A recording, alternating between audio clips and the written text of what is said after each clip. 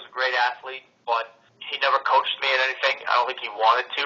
I had to kind of have that separation, at least with baseball anyway. He never played hockey. He was a football, basketball, baseball player, so he never played hockey. But I think with baseball particularly, he just kind of wanted to keep his distance and just be a dad.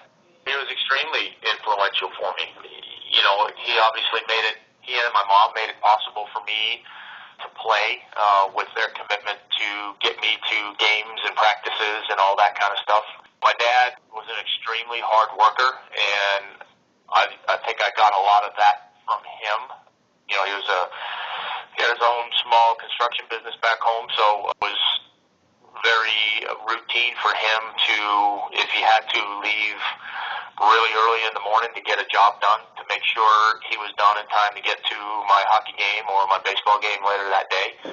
So it's the kind of thing as a kid you don't really notice, but certainly now as a dad, I find myself doing a lot of the same things, making sure I get certain things done or rearrange schedules when I have to make sure I don't miss any of their games, because I know how important that was to me, that my dad was there, so I try to do the same thing for my kids. So, he was, very influential now, even though I didn't know it maybe or appreciate it at the time.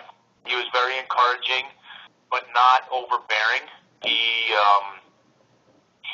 was always willing to do whatever it was that I needed to do, whether it was get me somewhere or play catch with me in the yard or that kind of stuff, but he was very careful to not be that overbearing parent and push me more than I was willing to be pushed.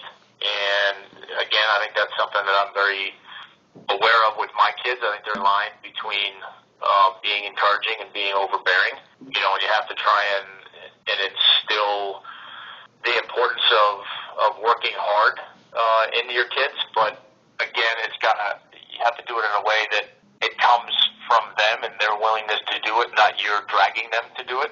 So that's been a little bit of a struggle at times.